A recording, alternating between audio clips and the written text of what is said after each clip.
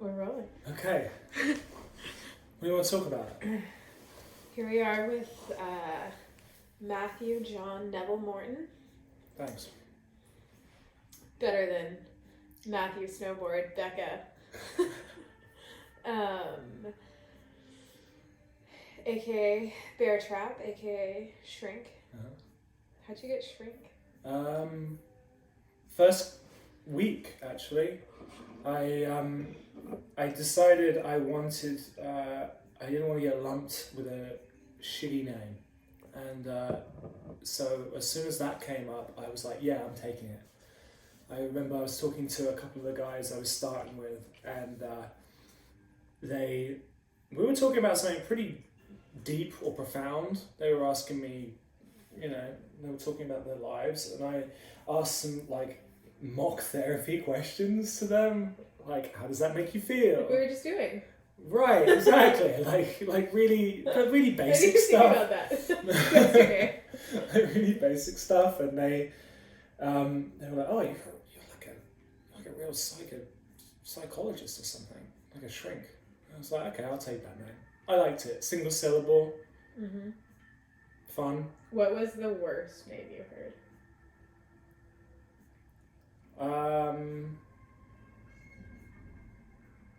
I didn't hear of any bad names, honestly. Most names were good. I've heard of a lot of people who didn't end up getting trail names. Like poor David got to the end and was David the whole way. Oh.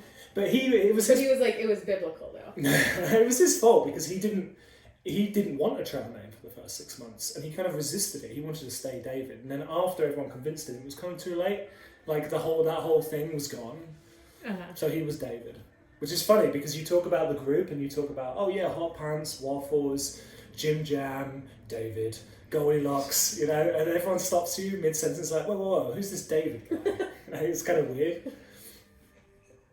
My favourite trail name was Mary Poppins, mm-hmm. a big buff Swiss dude mm-hmm. with a really sort of deep accent, and he just owned the whole Poppins thing. He did the AT and took an umbrella to start his AT hike, starting doing a southbound hike from Katahdin where it's really rainy.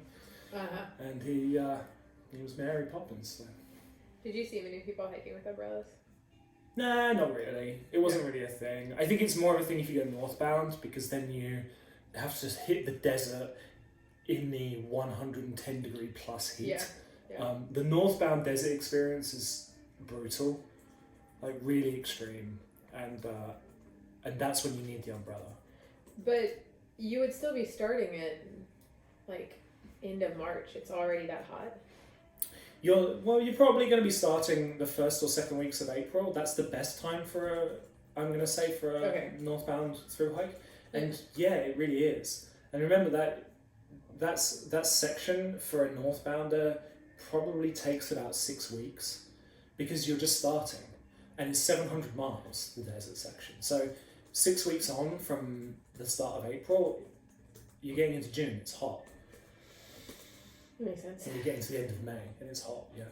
And that section's like 650, 700 miles? It's 700 miles to get to South Ken. Ugh, I just want to skip that whole part. There's some great things about the desert. What did you like about the desert? The trail towns are really great. Did you meet the woman that moved you? Yeah. Did I tell you that story? No, I just read this book, this memoir. A Girl on the Trail. Yeah, from Casa de Luna. Mm-hmm. Well, it's funny because she's one of the big trail angels. So the trail angel vibe is really strong in the desert. So you've got Casa de Luna with the Andersons, and then you've got Hiker Heaven with the Softleys, and then you've got Hiker Town, which is kind of trail angel-ish. Say their names again. The Andersons. And then what's the second one? The Softleys, SAUFFLEYS. And that's Trail Heaven. That's Hiker Heaven in Agua Dulce. And then you got Hiker Town, which is a bit weird. We can go into that later. Okay. So a northbound hike is defined by like early trail magic, and everyone's like really supporting you, and you can go and stay at these people's houses, and it's so it's such a like feature of the trail is these people's stuff. These people they open up their houses to let people stay. Mm-hmm. The bad news is they're all closing in 2020. What? Yeah. So in 2020, the trail is going to entirely change because Scout and Frodo, who are the people that drive you from San Diego to the southern terminus, they're not doing it anymore. They're not hosting hikers. The Softleys, they're moving to Washington. The Andersons are moving to Washington. And whoa, it's all changing, which is a real shame because it's such a PCT like icon. Yeah, for these places. I mean, I know these names. You know these people just from being a nerd. Exactly. There's a photo somewhere at the Andersons of me mooning them when I was up at Snoqualmie because she was visiting her new place up in Washington. She saw a northbound flipper. They knew each other, and then she was like, I need a photo of you guys. Okay, you're going to moon me? And so there is a photo of me, Aggro, and Sprout with our asses out. Can I find this on the internet? Probably not. Yeah. But if you somehow manage to get in contact with them, then maybe it's around. So, do you think other trail angels will fill that void? I don't think so.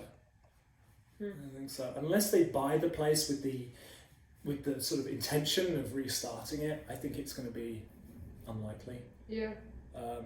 The Dinsmores still exist, but they're far up at Stevens Pass, pretty much the last stop in Washington. That's pretty much it. Feels sad. I know, it's a real change to the way that it's going to go. Huh. Yeah. So what were we saying?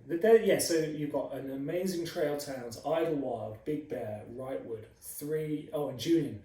4 beautiful trail towns that were probably some of my favourite on the whole thing. Idlewild, Wrightwood, Julian, what was the other one? Big Bear. Big Bear. Yeah. Really cool places. And you get to cowboy the whole time. You cowboy every night for, 6 weeks or whatever. And you don't worry about snakes slithering up your...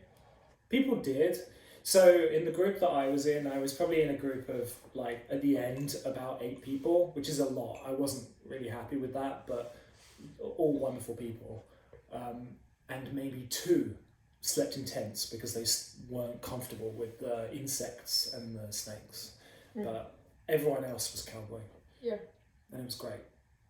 What was the weather? Well, hold on. We're starting from the end. We should maybe back way up. Back to Washington. So, do you want to start with gear? Sure. Okay. So, according to the notes I took with you in Brighton, on, when was this? I wrote down your birthday, but not the date and look at it. I think this would have been around about, 15th of June. Right before your sister's wedding? That's right. And I had everything dialed in at that point. I had all my gear ready. So, your tent, Z-Packs... Plexamid. Yeah. One person, 14 ounce. Would not recommend. Okay, why is that? It's not durable. It's not a good design of tent. What tents did you see out there that you thought that's a badass tent? Duplex. Z-Packs Duplex is the tent that if you had a little bit of money behind you and because it's quite expensive, it's like $600.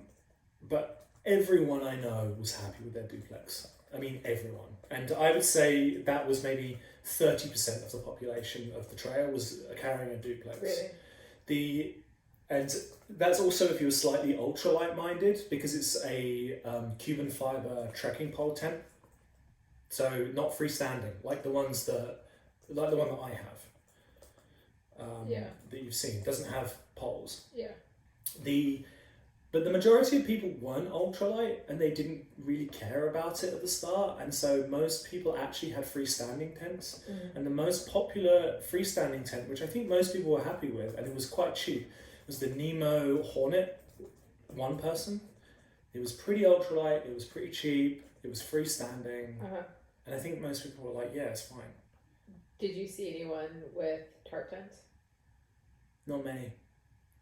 Well, not because it's not good, but just because it's like there aren't many people that deviate from the norm. Like most people just go with the standard shit, you know, they go with the Big Agnes or the, you know what I mean? They stick with the normal stuff. Most people aren't into gear in the way that I'm into gear. See, that is so funny to me because I feel like most people that are into this, like, we're starting with gear. I want to talk about gear. I feel like I assume everyone is a gearhead and wants to nerd out about this. Not at all. No, most people want to talk about the hike and the nature and their approach to things. They have their priorities in order. Yeah, right. They didn't want to talk about gear. They didn't give a shit. And also, gear is very personal. You know, like I could tell you that a trekking pole tent, Cuban fiber, small is the way to go, and someone else will be like, "No, I want a big tent, and that suits me." What is Cuban fiber? It's the ultralight material that the tent is made of. It's very expensive though. That's why my tent was like $500. It's expensive. Okay. Well, I'm going to stick with tarp tent because I love it. I agree. I loved that its christening was that hailstorm in Montana. And it held up like a dream. And I was like, oh, you're my life tent. Your tent is great and I would not change it. Yeah. It is totally I remember your tent envy. Can we just back up a second? I want to talk a little bit about gear philosophy. Okay. So when people start the trail, they misunderstand. They think that they are doing one trail, one hike, and that they need a selection of gear that's going to take them all the way from Hart's Pass to Campo, the whole way, which it can be true, and I met people who did that, but it doesn't have to be true. So if you have multiple copies of something, like multiple sleeping bags, sleeping pads, multiple tents, whatever, you can switch things in and out, right? Because the thing that you need in the Sierra is something that gets you down to the cold temperatures of like 10 degrees F. Whereas the thing you need in NorCal is something that gets you down to like 60 degrees F. Yeah. So it's a completely different trail for that section. So you can do the first section in Washington with all your cold gear, and then ship it. You bounce it to somewhere later where you need it. Because in Oregon and NorCal, you don't need cold weather gear, right? Yeah. And it's the same with sleep clothes. Maybe you have long pants, maybe you have a wool top. Buy a t-shirt and then mail your wool stuff to Sierra City when you're going to need it later on, right? And so you've got... This is only if you have like the ability to have copies of things. But if you do, you don't have to carry a 10 degrees F sleeping bag through NorCal. Doesn't make sense. Mm-hmm. Why would you do that? Okay. Do you felt like you had a good sense of where you would be shipping that kind of stuff? Like, do you feel like you understood that beforehand pretty well? Or that was something that you just figured out as you were going along? I kind of figured it out as I went along, and I got it wrong a few times. So I spent too much of the time in Oregon with warm weather stuff I just didn't need. Right? In Oregon, it was warm, it was hot, right? And so I think, but it's fine, So what? You carry something a little bit heavier for a couple of weeks. It's no big deal, right? You take it for an extra week, and then you decide, oh, okay, I'm good, and then you can ship it on. But importantly, you've got to know where you're shipping it on to. So I sent all my cold weather stuff for the Sierras to Tahoe. That was a mistake because it got cold before that in Sierra City, so I didn't have enough clothes for that. How did you handle that? It sucked. I just sucked it up.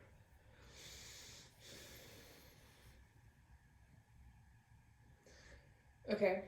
Anything else about gear philosophy? Yeah, just like if you have copies of things or things that you're not taking with you, leave those things in a box with someone you know. Even if you're worried about it, label it so that you can call that person and say, hey, I need this thing. from the box, and I need you to mail it to here at this point. So the person who's doing your boxes is going to be really crux to you. If you had to estimate how much you spent on shipping total on mail, including food? Yeah, just on mailing things back to your boxes. Yeah.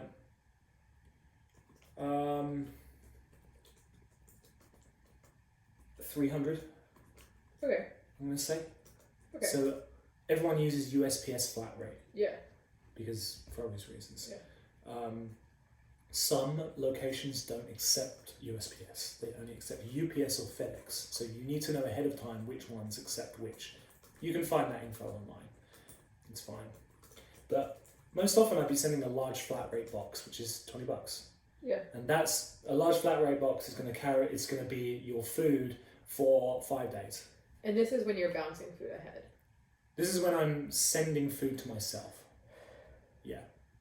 Okay. I want to ask more questions about that, but let's... We'll do a resupply. Yeah, let's later. talk. Yeah. Let's finish here. Fine. So we got to 10. Okay, so kitchen, you had a Talenti. Yep. That's Okay. it. That's it. Wouldn't recommend. Well, you said you started with a stove, and then you... I shipped it home after 2 weeks. Didn't need it. Okay. Didn't use it. Kim is the name of your benevolent... Kim, yeah. She was Angel. my person at home who had everything. She was great. Saved my butt a few times. So your bag, you have the Enlightened Equipment Enigma 10 degree wide. Yep. Great bag. You loved it. Loved it.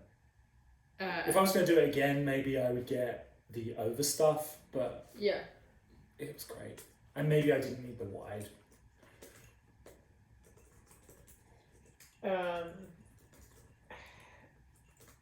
How many nights would you say you fell asleep being like, I'm too cold? 3.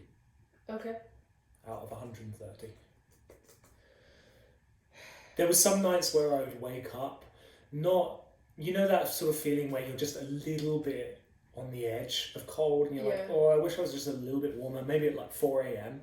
There were quite a lot of those nights, but it was a trade-off, right? So like you're going to get up at 6 anyway, and all you have to do is sort of like shuffle your legs a bit, and then maybe turn onto your front, so the front of your legs can get warm again, and then you'll probably be okay. Yeah. I just really wish I had bought the 10 degree bag. I don't know why. If I was going to spend all that money. EE bags are very resellable. I resold mine. Oh, you did? Yeah, and I probably got maybe 75% back. Huh, that's good to know. So just think about it. Yeah. I can help you with that.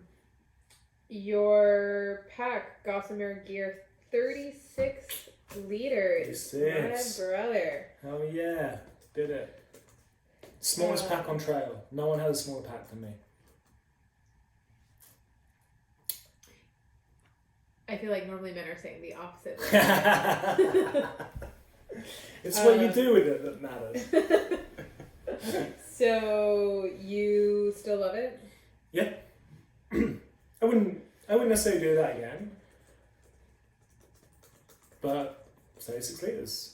It was tight. 36 was tight a lot of the times. The Sierras was really tight and it was too heavy on some of the carries. And your bear can in the Sierras? Yeah. Fit? Yeah. What you mentioned a brand earlier today, I don't remember what it was. What? MLD. MLD, which is Mountain Laurel Designs. I like them a lot. I would maybe get the Burn, the 38. But if you get an HMG, right? Yeah. You're going to love it. You're going to absolutely love it. It's going to be fine. They just had a big sale of their black packs. Did you buy it? No, it was like a 24-hour sale, and I was like, I should do it. I'm going to do it. But then I was like, you know what? It's going to come again. I'm on their mailing list, so whatever. They are great packs. I don't know anyone who wasn't happy with their HMG. Tell me about waterproofing. You said when you started off it was raining a lot. How are you keeping your stuff dry? Trash bag liner. So I would have a trash bag, and all the stuff that I really cared about, which was basically clothes and sleeping bag, went in the trash bag liner inside the pack, and then other stuff just went outside it, inside the pack. Right. Some people had pack liners. They work too. They're fine. Whatever. To each their own. But you mostly only needed that in the Northwest. Yeah. That's I mean I kept it for most of it. The Sierras as well, because it snows in the Sierra. Yeah. Again, here's the thing, right? So if you have two rain jackets, a slightly beefier one that's like keeps you really dry, and then a slightly less good one, then you can take the beefier one for Washington when you're really going to need it, and then after you get to Snoqualmie or Lights Pass, you can send it home and swap it in for, like, a lot of us had the OR Helium 2 jacket, which is really popular on trail because it's one of the lightest. That's outdoor research. Yeah, but it doesn't really keep you dry in a crazy rainstorm. But you got to remember, it doesn't rain on the PCT. Yeah, right. It's like it's a dry trail. Yeah. So after the first 3 weeks, you're going to be fine. Yeah. Did you have a different jacket, or did you stick with the OR one? I just stuck with it, but it would have been nice to have a slightly beefier jacket in Washington. Yeah. Honestly. Did you ditch that after Washington? No, I kept it the whole way. Okay. I kept it the whole way. Yeah. What were your other clothes? So my hiking clothes, I like to hike in a proper button-up shirt, long sleeve. Long sleeve, I think, is quite important. That blue shirt. Yeah, that blue shirt. Yeah. Yeah, that was 2 blue shirts. I surreptitiously swapped it out to the same looking blue shirt. Gotcha. Long sleeve. Get long sleeve. Long sleeve the whole way. Yeah. Even when it's hot. Yeah. Get sunburned. Some people I know started in like a singlet. You got burnt to shreds. Awful. Long sleeve, top, shorts. I'm not really a fan of the long pants. Just shorts were fine. What about buggy places? I had wind pants or rain pants. Probably rain pants is more sensible, honestly. Okay. Wind pants are nice, but wind pants? Yeah. Those feel like 2 words that have no business. Wind pants. Together.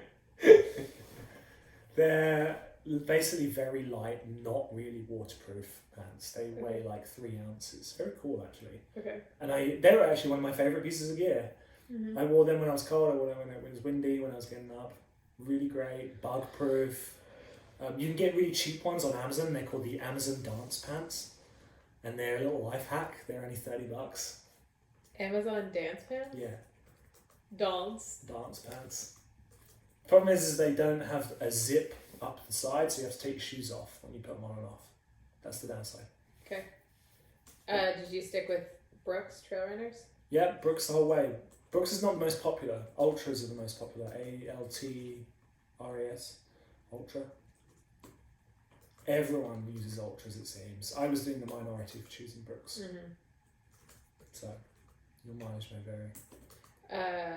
Did you go ahead and buy your shoes beforehand, or did you? No, I bought 1 pair. Okay. I actually bought 2 pairs and tried to mail the second one on, and in the end it was a pain in the ass. What I should have done was just use Amazon. Is that what you did mostly? Pretty much. After the first couple of weeks, I was like, why don't I just Amazon my stuff when I need it to the next trail town? Yeah. It's a much better way of doing things. Yeah. And Amazon ships USPS, so you could even ship it general delivery to post offices, which is really great. Uh-huh. So get a Prime account, gets free shipping. Oh, come on, brother! Don't you know? My mom has a Prime account. Very good. That's what matters. Should we? All right, let's continue doing clothes because it's important. Yeah. Socks. Get Darn Toughs because Darn Tough do a trade-in. They do a trade-in? You can take a darn tough sock without a receipt. Doesn't even matter what happened to it. You could have cut holes in it. But if it's got a hole in it, they will take it from you and you get a brand new pair of darn toughs. And I have some in my drawer right now. And you don't even have to mail it to them. You can go to a shop that sells darn tough and you'll do the trade-in at the shop. Amazing. Just get them. Cool. Well, I like them so much better than... What is the one that's super popular, that's everywhere? Smartwool? I think Smartwool socks suck. Right. I don't actually like them. So thank you for validating. Oh, we should do that. Okay, Yep. So easy. How many pairs did you carry on you? So I carried 3 pairs on me. 1 pair would be sleep socks and 2 would be walking socks. But of course you can use your sleep socks on the last day into town. Yeah. Because you're going to wash them anyway. Keep your sleep socks for sleeping. Rotate the other 2. If you get to a stream, you need to wash one of the pairs. Wash them, tie them to your pack in the sunshine, and then they dry. Okay. Okay. What about cleaning your clothes otherwise? Was that just an in-town thing mostly? Yes. And so you don't use soap because it's... No, it's... So, firstly, it's a sort of a faux pas to be using soap in the wilderness. Yeah. And you'll get shit for it if someone finds you doing that. Yeah. And also, again, it's like... This is a different type of backpacking trip. It's not... You don't have time. You're just hiking all day. And you don't have time to be fucking around washing stuff. You're going for it. Yeah. Okay. Okay, so we did socks. I suffered from shin splints, so I bought compression socks and they were incredible. Saved my hike. And then I had just a cap for like a hat. Yeah. And then I also had gloves, which were really, really clutch, really good. Did you keep your gloves with you the whole hike? No, I shipped them on after Oregon.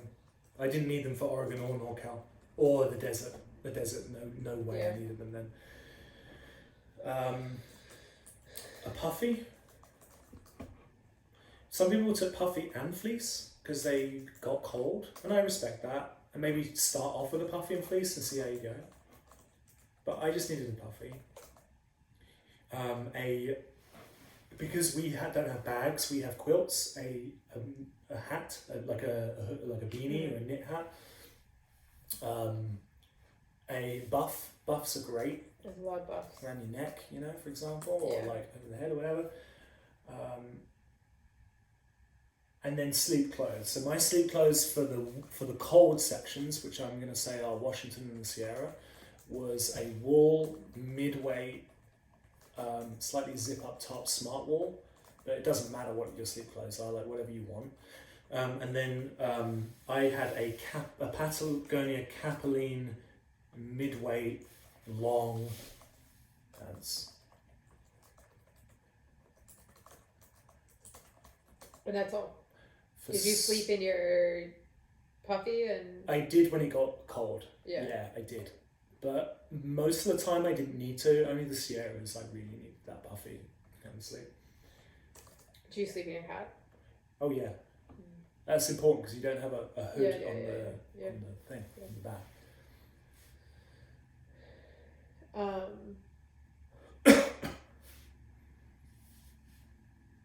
Okay. What about your headlamp, phone charger, satellite beacon? Yeah, great. So headlamp. Everyone seemed to love the lightweight Nightcore. Nitecore, Nightcore. I can't remember the model, but it's the one with the white and the red light.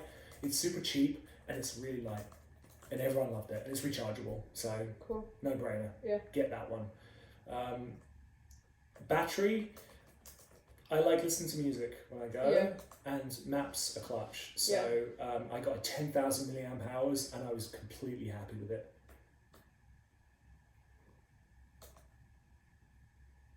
What is that called? The battery? Yeah. My one was not Anker. There's one Anker, Anker, but I had something else. I can't remember, but it doesn't matter. It doesn't matter what the brand is. And get yourself a plug the plug to USB, the thing that you just stick in the wall. Get one that is quick charge 2.0. It's a little more expensive, but otherwise you're going to be sitting in town for 8 hours waiting for that battery to charge up again, because they take so long. You need a quick charge one. Okay. That was clutch, that one. Yeah. Okay, GPS device. I had the InReach Mini. Everyone loved it. Who had it? It was really good. I barely used it, but it was great to have it. You can take mine. Right. Yeah, fine. It's a subscription, so you have to pay a little bit of money, but it's fine. Easy. What kind of things did you use it for?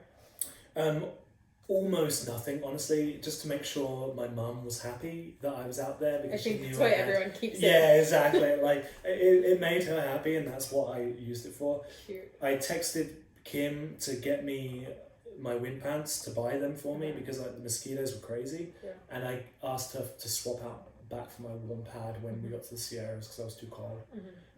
And then I got weather forecasts in the Sierra, because you're out of cell service range for about 2 weeks, so it's, and like the weather in the Sierras is really crucial. Right. So that was really helpful. Side note on that, did you find that weather in Sierras was less dodgy than northbounders, or was it still as unpredictable? I would say it's more dodgy in some ways.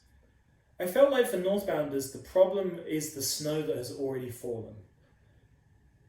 And that's huge. Yeah. Huge, right? Whereas for us, it was easy to navigate because there's no snow on the ground. We did 30-mile days. But you never know when that first big winter snow is going to come in. Did you get caught in much snow? I got snowed in, yeah. I got snowed in, but it was fine. Yeah. It's no biggie. Did you keep using your bladder for water? I didn't take a bladder. Oh. I took smart water bottles. Yeah. Smart water bottles. Most people take soya squeeze. Yeah. That's the one that everyone loves. I have the mini. That sucks. Get rid of it. Oh really? Yeah, don't take it. You're gonna hate it. You're gonna throw it out if you take it. Okay. Get the squeeze. Okay. Yeah.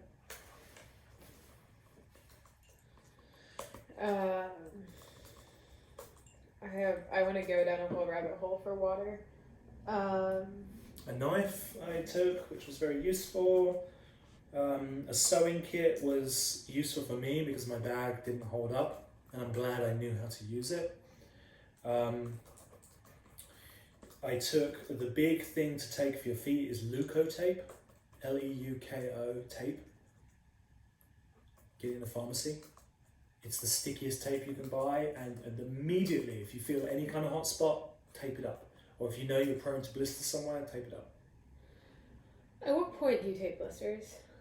Before they hit, if possible. Did you have much issue with blisters? Yeah, it really did. Yeah. First month was hell, actually, for blisters. After that, it's fine. No big deal. It's a long time to be hiking with your feet hurting like hell. That's why you should tape it up and be like, the first month you really want to be on the ball, especially because it's wet on the first month. Yeah. For southbounders. Yeah. And if you're a northbounder, the sand is going to be your issue. So the first month for either direction is really quite tough, and your feet aren't ready for it. So every night, tape it up. If it's warm enough, sleep without socks so they can breathe.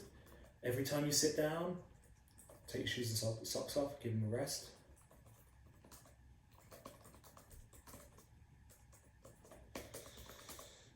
Blisters suck, really be on it for the first month. Yeah. Take ibuprofen, tons of it, because you probably need it. Take Neosporin. For blisters? For anything that might happen. It's just antibacterial, right? Antiseptic. Take Band-Aid.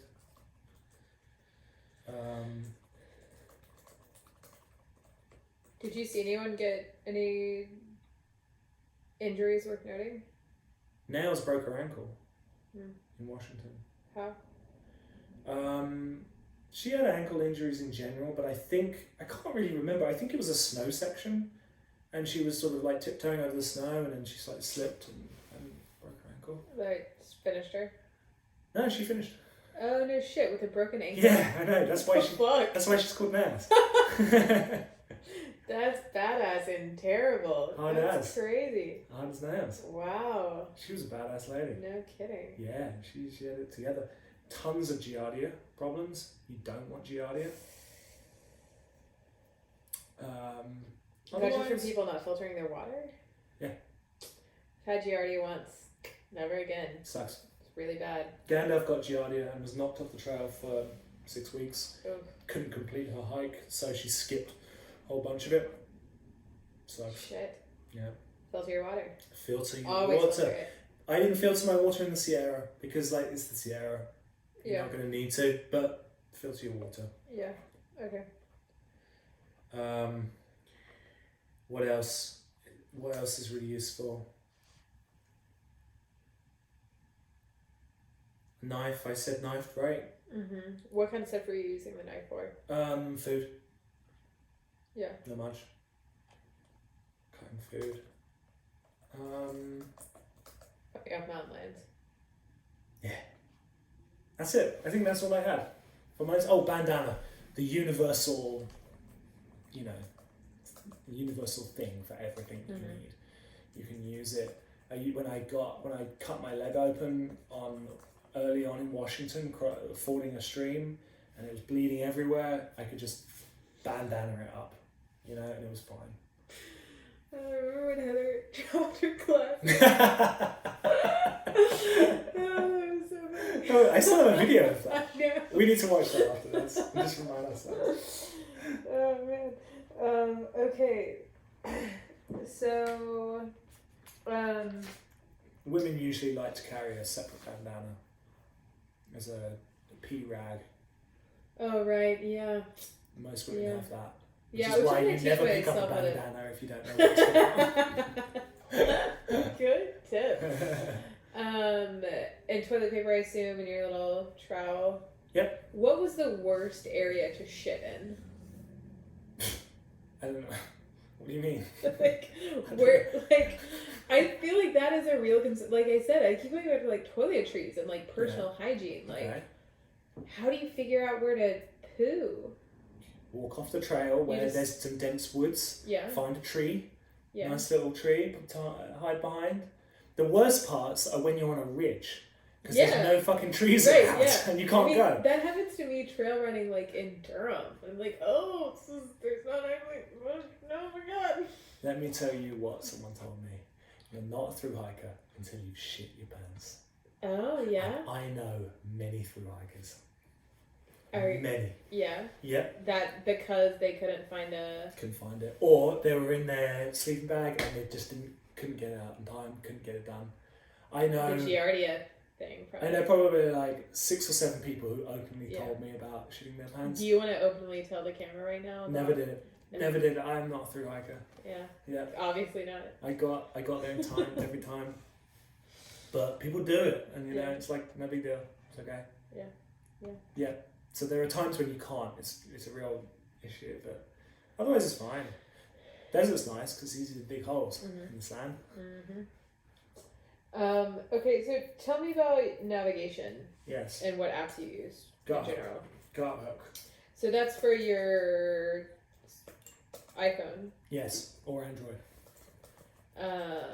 And it's a subscription?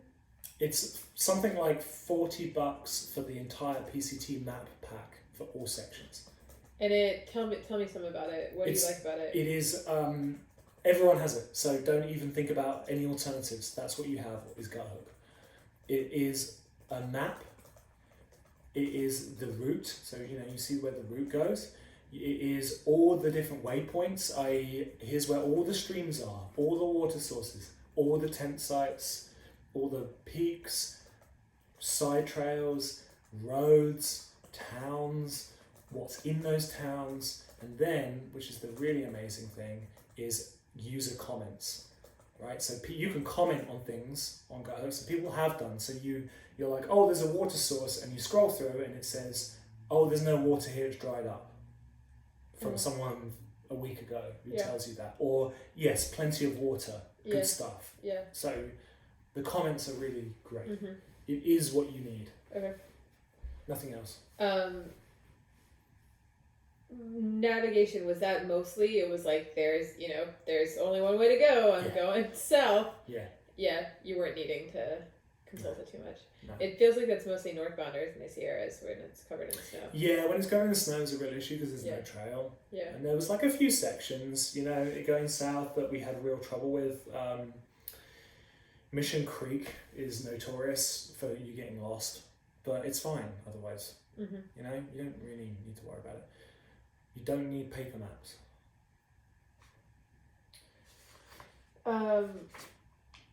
You said people aren't really reading books. Did you do any writing? Like a pen and paper? Well, most people carry a journal. Yeah. Most people write in their journal every day. Yeah. I didn't. I recorded a voice memo into my phone. Yeah. Because I have a hard time writing. I was too tired at the end of the day, so I wouldn't want to. Whereas I could just walk and talk, and I've got like maybe about 7 hours of recording now, where you can hear how I feel and my mood and stuff. Yeah. It's kind of nice. We'll put that in your museum someday. I have some of those that you sent me. Yeah. Okay, so anything else on gear? I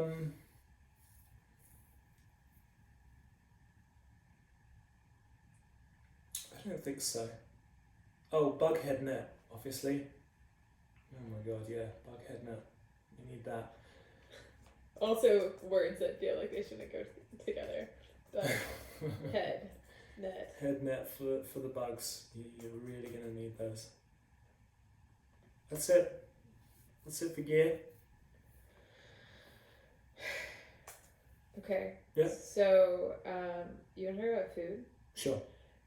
On that note, though, do we have a timer going? Do we have any idea how long in the oven? We don't have a timer going. Should we have a look? Yeah. Should we pause it? Pause. Okay.